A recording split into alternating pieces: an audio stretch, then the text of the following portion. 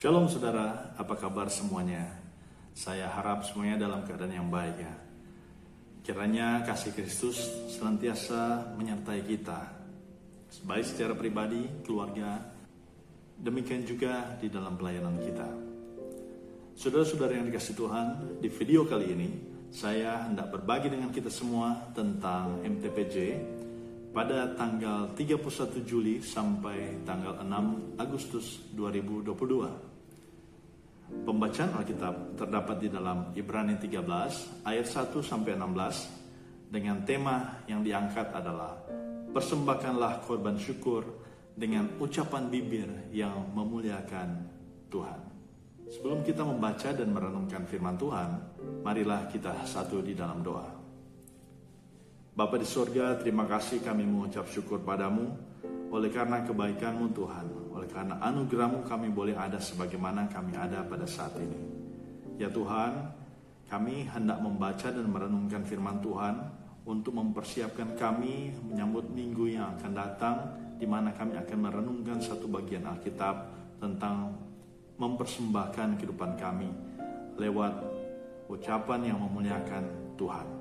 Pimpinlah kami, pimpin hamba-Mu ini yang akan berbagi firman Tuhan. Demikian juga Engkau memberkati orang-orang yang menyaksikan lewat media ini. Terpuji nama-Mu Tuhan, biarlah Roh Kudus beracara dan semuanya kami persembahkan hanya untuk kemuliaan-Mu. Di dalam nama Tuhan Yesus. Amin. Saudara-saudara yang dikasih Tuhan, marilah kita membaca bagian Alkitab ini, Ibrani 13 ayat 1 sampai 16 dengan perikop nasihat dan doa selamat. Peliharalah kasih persaudaraan. Jangan kamu lupa memberi tumpangan kepada orang, sebab dengan berbuat demikian, beberapa orang dengan tidak diketahuinya telah menjamu malaikat-malaikat. Ingatlah akan orang-orang hukuman, karena kamu sendiri juga adalah orang-orang hukuman. Dan ingatlah akan orang-orang yang diperlakukan sewenang-wenang, karena kamu sendiri juga masih hidup di dunia ini. Hendaklah kamu semua penuh hormat terhadap perkawinan, dan janganlah kamu mencemarkan tempat tidur, sebab orang-orang sundal dan pesina akan dihakimi Allah. Janganlah kamu menjadi hamba uang, dan cukupkanlah dirimu dengan apa yang ada padamu, karena Allah telah berfirman, Aku sekali-kali tidak akan membiarkan engkau, dan aku sekali-kali tidak akan meninggalkan engkau. Sebab itu dengan yakin kita dapat berkata, Tuhan adalah penolongku, aku tidak akan takut. Apakah yang dapat dilakukan manusia terhadap aku? Ingatlah akan pemimpin-pemimpin kamu yang telah menyampaikan firman Allah kepadamu. Perhatikanlah akhir hidup mereka, dan contohlah iman mereka. Yesus Kristus tetap sama baik kemarin maupun hari ini dan sampai selama-lamanya. Janganlah kamu disesatkan oleh berbagai-bagai ajaran asing. Sebab yang baik ialah bahwa hati kamu diperkuat dengan kasih karunia dan bukan dengan berbagai makanan yang tidak memberi faedah kepada mereka yang menuruti aturan-aturan makanan macam itu. Kita mempunyai suatu mesbah, dan orang-orang yang melayani kemah tidak boleh makan dari apa yang di dalamnya. Karena tubuh binatang-binatang yang darahnya dibawa masuk ke tempat kudus oleh imam besar sebagai korban penghapus dosa dibakar di luar perkemahan. Itu jugalah sebabnya Yesus telah menderita di luar pintu gerbang untuk menguduskan umatnya dengan darahnya sendiri. Karena itu marilah kita pergi kepadanya di luar perkemahan dan menanggung kehinaannya. Sebab di sini kita tidak mempunyai tempat tinggal yang tetap, kita mencari kota yang akan datang. Sebab itu marilah kita oleh Dia senantiasa mempersembahkan korban syukur kepada Allah, yaitu ucapan bibir yang memuliakan namanya. Dan janganlah kamu lupa berbuat baik dan memberi bantuan, sebab korban-korban yang demikianlah yang berkenan kepada Allah. Sampai di sana pembacaan Alkitab. Terpujilah Kristus.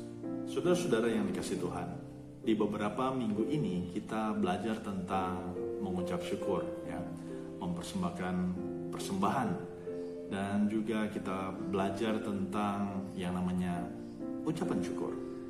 Nah, saudara-saudara, bersyukur itu adalah sebuah gaya hidup sebagai orang percaya.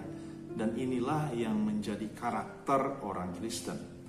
Karena walaupun diterpah berbagai macam tantangan dan juga hambatan, ya, tetapi sebagai orang percaya kita tetap mau menunjukkan karakter Kristus, yaitu senantiasa bersyukur dan senantiasa bersandar kepada Tuhan. Saudara-saudara yang dikasihi Tuhan, di dalam pengucapan syukur yang di beberapa tempat ini sementara dirayakan, ya, kita melihat bahwa ada persembahan-persembahan yang diberikan, baik itu natura atau in natura. Orang-orang mengumpulkan persembahan-persembahan mereka dan kemudian dipersembahkan di dalam sebuah ibadah pengucapan syukur, bertujuan untuk memuliakan Tuhan. Namun saudara-saudara, tidak sedikit orang Kristen mempersembahkan syukur di hadapan Tuhan, mempersembahkan syukur di gereja, ya, tetapi motivasinya salah.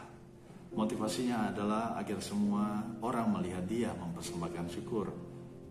Nah, untuk itu saudara-saudara, biarlah ketika kita mempersembahkan syukur kita diikuti juga dengan perbuatan-perbuatan dan juga motivasi yang benar di dalam memuliakan Tuhan, terutama saat ini lewat ucapan bibir kita, lewat postingan-postingan yang ada di media sosial kita juga. Nah, sehingga Tuhan Yesus dimuliakan. Nah, saudara-saudara, kalau selama ini pengucapan syukur dalam gereja lebih dipahami sebagai tindakan memberi uang atau materi, maka di dalam pembacaan Alkitab ini kita diajak untuk mengarahkan pandangan kita tentang pengucapan syukur berupa kata dan tindakan yang memuliakan nama Tuhan. Inilah alasan kenapa gereja kita mengangkat sebuah tema yang menarik ini. Persembahkanlah korban syukur dengan ucapan bibir yang memuliakannya.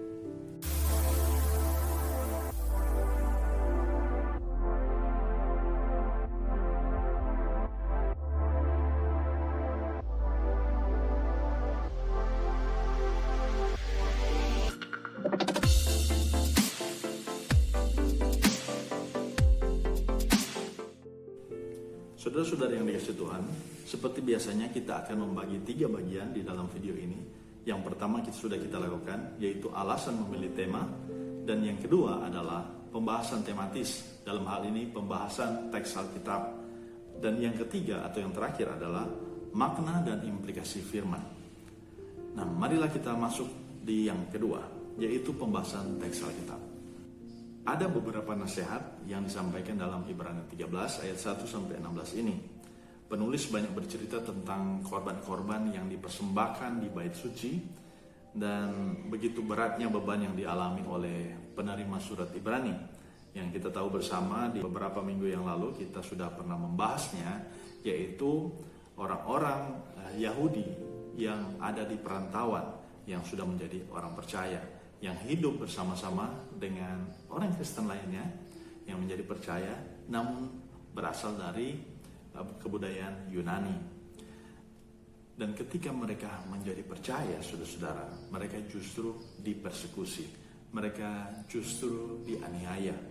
Nah, ini membuat mereka sungguh sangat berat di dalam mengikuti jalan kebenaran, jalan Kristus. Nah, namun penulis itu menuliskan surat kepada mereka agar supaya mereka tetap teguh dan tetap berpegang kepada ajaran firman Tuhan, kepada Kristus itu. Nah, saudara-saudara, dan apa yang mereka alami bukanlah menjadi penghalang bagi mereka untuk tetap setia kepada Tuhan dan juga memuliakan Tuhan lewat bibir mereka, lewat ucapan mereka, tingkah laku mereka setiap hari. Nah, seperti di dalam ayat 1 dan juga ayat 2 ini disampaikan seperti mereka tetap memelihara kasih persaudaraan, ya, seperti memberi tumpangan kepada orang lain, kemudian nasihat untuk berbuat baik yang ada dalam ayat 15 dan 16. Belum juga diingatkan kepada mereka untuk menjaga kekudusan rumah tangga, kekudusan pernikahan di dalam ayatnya yang kelima.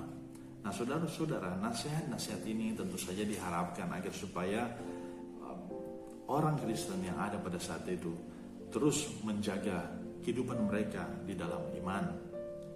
Mereka diharapkan tetap memberi bantuan walaupun dalam kekurangan, tetap berbuat baik walaupun dalam penderitaan, dan tetap hidup kudus di tengah-tengah ancaman kemerosotan hidup pernikahan. Mereka hidup di tengah-tengah kota dengan campur aduk budaya, kepercayaan, belum lagi perilaku-perilaku yang menyesatkan. Nah, untuk itu saudara-saudara, nasihat-nasihat dalam surat Ibrani ini disampaikan juga untuk mengingatkan umat Kristen pada waktu itu tentang bahaya kemurtadan. Di pasal-pasal sebelumnya, contohnya di pasal 10 ayat 25 dikatakan bahwa ada dari mereka, dari jemaat yang ada pada saat itu, mundur dan menjauhi pertemuan-pertemuan ibadah.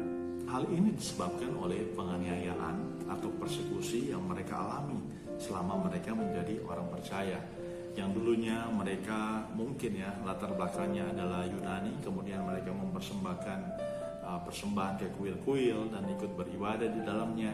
Dan ketika mereka menjadi orang percaya, mereka sudah tidak mempersembahkan di kuil-kuil itu, sehingga orang-orang keluarganya atau teman-temannya, sahabat-sahabat mereka itu mulai menganiaya mereka oleh karena mereka memilih percaya kepada Tuhan Yesus. Tetapi karena tidak tahannya mereka menghadapi penganiayaan itu, sehingga mereka memilih untuk murtad atau kembali ke ajaran mereka, kepercayaan mereka yang lama. Dan juga saudara-saudara, di ayat 5 itu dikatakan, janganlah kamu menjadi hamba uang dan cukupkanlah dirimu dengan apa yang ada padamu. Nah, saudara-saudara, uang juga menjadi salah satu motivasi mereka untuk murtad dari ajaran Kristus. Dahulu mereka mendapatkan banyak uang oleh karena mereka hidup di tengah-tengah komunitas yang lebih banyak. Tetapi ketika mereka memilih untuk hidup di dalam Kristus, mereka mungkin tidak mendapatkan pekerjaan atau kehilangan job atau whatever, sehingga mereka memilih untuk kembali. Nah, di dalam pembacaan Alkitab ini dikatakan agar supaya jangan menjadi hamba uang. Ini sebetulnya mengingatkan kepada jemaat yang ada di perantauan pada saat itu, agar supaya mereka harus benar-benar hidup secara hidup berkecukupan dan tidak mencari harta yang berlebih-lebih. Oleh karena pasti Tuhan akan menyediakan, Tuhan akan mencukupkan. Di ayat yang sama dikatakan, karena Allah telah berfirman, aku sekali-kali tidak akan membiarkan engkau. Dan ini kalimatnya diulang lagi, ini untuk penegasan. Dan aku sekali-kali tidak akan meninggalkan engkau. Nah, saudara-saudara, ini janji Tuhan kepada orang percaya bahwa Tuhan tidak akan meninggalkan kita. Tuhan tidak akan meninggalkan kita. Ayat ini juga saudara-saudara mau mengingatkan kepada kita semua bahwa Tuhan yang ada di perjanjian lama itu sama dengan Tuhan yang ada di perjanjian baru. Bahkan Tuhan yang sama juga ada bersama-sama dengan kita saat ini. Nah, kalau kita melihat di dalam Yosua pasal 1 ayatnya yang kelima, dikatakan di sini, seorang pun tidak akan dapat bertahan menghadapi engkau seumur hidupmu. Seperti aku menyertai Musa, demikianlah aku akan menyertai engkau. Aku tidak akan membiarkan engkau dan tidak akan meninggalkan engkau. Nah, saudara-saudara yang dikasihi Tuhan, ini penting bagi iman percaya orang Kristen, bahwa Tuhan tidak akan pernah meninggalkan kita. Ketika kita mau memberi diri kita untuk hidup di dalamnya, ketika kita mau membawa kehidupan kita bersama dengan keluarga kita untuk senantiasa percaya pada Tuhan, maka janji Tuhan, Dia tidak akan meninggalkan kita. Nah, saudara-saudara yang dikasihi Tuhan, nasihat yang lain ini berbicara tentang untuk mewaspadai ajaran-ajaran yang tidak benar. Di ayatnya yang ke-9 pembacaan kita, mereka diingatkan tentang ajaran-ajaran asing yang tidak memberi faedah kepada mereka dan menuruti aturan-aturan makanan macam itu. Karena pada saat itu seperti perenungan kita minggu yang lalu, kita berbicara tentang makanan ya, makanan, di mana banyak sekali aturan-aturan tentang makanan yang kalau kita tidak menerimanya dengan ucapan syukur, ini yang menjadi dosa bagi kita.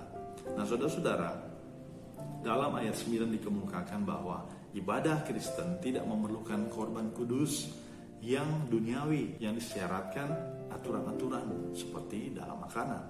Saudara-saudara, iman Kristen tidak memerlukan tempat kudus untuk kelihatan. Karena apa? Karena Kristus Yesus telah menderita di luar pintu gerbang. Kalau kita baca di ayatnya yang ke-12. Dan ini jugalah yang membuat kita sebagai pengikutnya untuk menderita, ya, dalam tanda kutip, di luar zona nyaman kita. Zona nyaman di sini berarti adalah di dalam pelayanan. Nah, di mana ketika kita ada di luar, ya, pelayanan itu, kadang-kala mungkin ada di kantor, ya, di sekolah atau tempat kuliah, di dalam dunia pekerjaan, ya, dunia kehidupan sosial, kadang-kala kita juga harus menderita. Dalam hal ini, ya, yang biasanya orang lain lakukan, yang mungkin akan bertabrakan dengan iman percaya kita, maka kita harus rela untuk mengatakan tidak, ya, untuk mengatakan tidak kepada mereka. Dan karena kita lebih memilih untuk mengimani Tuhan lebih dari yang lain. Kenapa Yesus harus menderita di luar pintu gerbang? Jawabannya untuk menguduskan umat dengan darahnya sendiri. Sehingga kita yang menerima Dia sebagai Tuhan dan Juru Selamat, kita pun dikuduskan. Maka kita harus hidup kudus, hidup sesuai dengan firman Tuhan, dan melakukan, bukan hanya mendengar tapi juga melakukan apa yang Tuhan lakukan. Ini yang disebutkan untuk mengambil bagian di dalam penderitaan Tuhan Yesus Kristus. Ketika Dia sudah menderita bahkan rela mati untuk kita, maka kita juga mengambil bagian di dalam penyerahan diri untuk setia kepadanya dan menjadi sumber berkat bagi orang lain. Dan kita melakukan ini walaupun harus menanggung kehinaan, cemooh dari orang-orang yang mungkin akan mengatakan, ngana kok sama dengan tu pendeta jo, ngana apa tu suci jo. Nah, hal-hal seperti itu, saudara-saudara, ini adalah bagian dari mengambil bagian dari penderitaan Tuhan Yesus Kristus. Dan orang-orang yang mengatakan itu kemungkinan besar adalah datangnya dari orang-orang terdekat kita, saudara-saudara. Nah, untuk itu kita benar-benar harus rela untuk menderita di dalam mengiring Yesus. Karena itulah yang dimintakan untuk mengikuti Dia. Kita harus memikul salib, harus menyangkal diri kita, dan kita ikut Yesus. Saudara, di ayat 14 dikatakan, sebab di sini kita tidak mempunyai tempat tinggal yang tetap, kita mencari kota yang akan datang. Nah, saudara-saudara, memang demikianlah kita ketika kita hidup di dunia ini, bahwa kita hanya sementara di sini. Yang sebetulnya kita nantikan adalah kota yang akan datang, yaitu surga kekal, saudara-saudara. Dan selama kita hidup sementara di dunia ini, maka kita harus mau melakukan hal-hal yang berkenaan kepada Tuhan. Sehingga itulah yang akan nantinya dipandang oleh Tuhan Yesus sebagai pengikutnya yang setia. Dalam konteks pada saat ini adalah kita memberi persembahan kepada Tuhan lewat cara hidup kita, lewat ucapan bibir kita yang memuliakan Tuhan. Di dalam bercakap-cakap sehari-hari kita, kadang-kadang kita terbawa dengan orang-orang yang ada di sekitar kita. Suka memaki, kita juga ikutan memaki, ya. Suka membicarakan orang lain, kita juga membicarakan orang lain, ya. Atau mungkin tidak kelihatan, tapi jari-jari kita yang lancar, ya, sehingga kita bisa membuli orang lain dengan jari-jari kita. Lewat apa? Lewat media sosial yang ada. Saudara-saudara, harus diingat bahwa setiap apa yang kita pikirkan, setiap apa yang kita ketik di media sosial kita, itu dilihat oleh semua orang. Dan yang paling penting di sini, kita harus menyadari bahwa motivasi di belakang itu, what is our motives, itu juga yang dilihat oleh Tuhan. Nah, semoga kita orang-orang yang percaya, yang menerima Tuhan Yesus sebagai Tuhan dan Juru Selamat, itu kita mengerti tentang hal ini, sehingga kita akan mengerem kalau kita mau melakukan sesuatu yang nantinya akan menyakiti hati orang lain, yang nantinya akan menyakiti perasaan dia. Nah, untuk itu saudara-saudara, penting sekali juga kita untuk memahami dengan benar bahwa persembahan yang kita berikan itu harus selalu diikuti dengan perbuatan kita, harus selalu diikuti dengan apa yang kita katakan, kita ucap. Apakah perbuatan ucapan kita itu memuliakan Tuhan atau tidak. Sehingga kalau tidak demikian, maka persembahan yang kita berikan itu tidak ada faedahnya, tidak ada gunanya di hadapan Tuhan. Nah saudara, tema kita hari ini tentang bagaimana kita memuliakan Tuhan dengan ucapan bibir kita untuk memuliakannya. Nah, kita dapat menceritakan kebaikan Tuhan. Kita dapat menceritakan bagaimana Tuhan memberkati kita, bagaimana Tuhan senantiasa mengingatkan kita untuk hidup menjadi berkat bagi orang lain. Kita bisa cerita bahwa Tuhan Yesus yang adalah sekalipun Tuhan rela untuk datang ke dunia ini. Untuk apa? Untuk menyelamatkan kita ketika kita mau mengaku salah dan dosa kita padanya. Karena upah dosa adalah maut. Dan ketika Tuhan datang dan kita menerimanya, maka Dia berikan pada kita keselamatan yang kekal. Dan untuk itu kita berbahagia dan kita berbagi dengan orang lain. Dan itu adalah ucapan syukur kita. Dan ketika kita mengucap syukur dan juga orang-orang yang lain mengucap syukur dengan motivasi yang benar, itu semuanya adalah ibadah kita yang sejati. Dalam ayat 16 dikatakan bahwa puji-pujian kepada Allah harus dilakukan juga bersama-sama dengan pelayanan kepada sesama manusia. Pelayanan kepada sesama manusia memang sudah diingatkan sejak awal, sejak dalam pembacaan kita, yaitu peliharalah kasih persaudaraan, memberikan tumpangan pada mereka dan juga berbuat baik kepada orang lain. Nah saudara-saudara yang dikasihi Tuhan, dengan kita mengucap syukur lewat bibir kita untuk memuliakan Tuhan dan juga dengan perbuatan-perbuatan kita sebetulnya dapat hidup dengan kepenuhan Kristus. Kita akan merasa cukup. Kita tidak akan mencari keuntungan melebihi kemampuan kita. Dan kita akan senantiasa mengucap syukur pada Tuhan. Di dunia saat ini saudara-saudara, kata cukup memang akan sangat berat untuk kita terapkan.